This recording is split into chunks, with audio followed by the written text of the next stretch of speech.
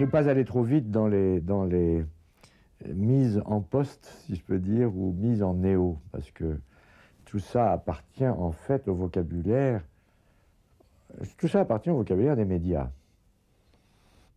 Donc, je crois que là-dessus, nous avons trop l'habitude de dire, voilà, il y a eu une période des avant-gardes et maintenant, c'est terminé, on est dans une autre période. Tout ça, vous voyez, le néo-ceci, le post-cela, est une manie de la pensée historisante, désespérée, je dirais, des contemporains.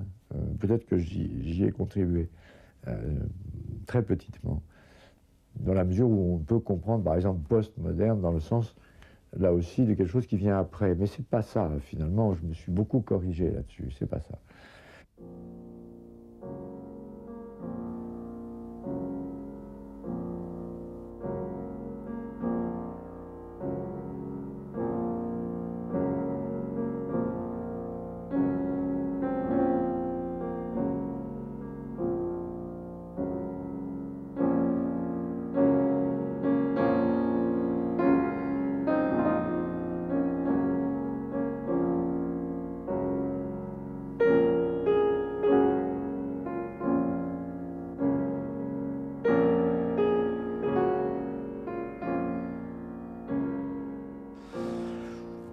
Le livre La condition postmoderne, j'ai été un peu optimiste à cette époque, à dessein du reste.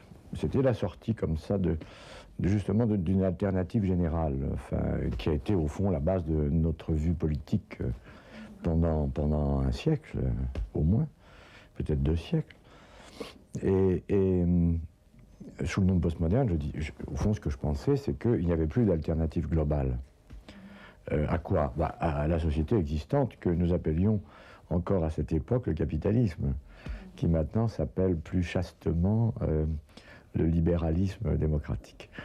Mais enfin, c'est toujours le capitalisme, avec une société en effet ouverte qu'on peut appeler démocratique. Encore que ça prête à discussion.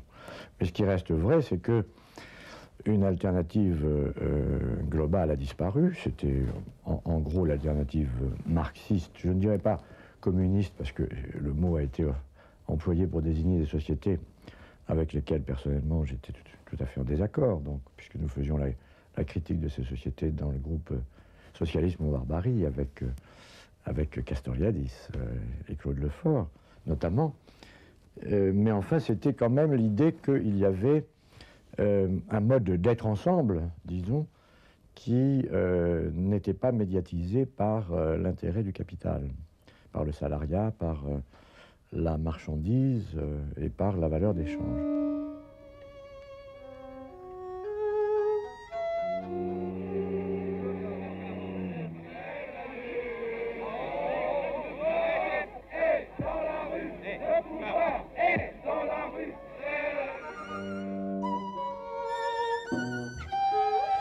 Bon, il m'a semblé que, d'une certaine façon, c'était donc, vous voyez, la fin des années 70, que d'une certaine façon, c'était fini, que l'alternative globale avait disparu, et que du même coup, il fallait reprendre la question de l'émancipation, puisque, au fond, sous le nom de socialisme ou de communisme, dans les groupes radicaux auxquels j'appartenais, ce qu'on désignait, c'était en fait l'émancipation véritable.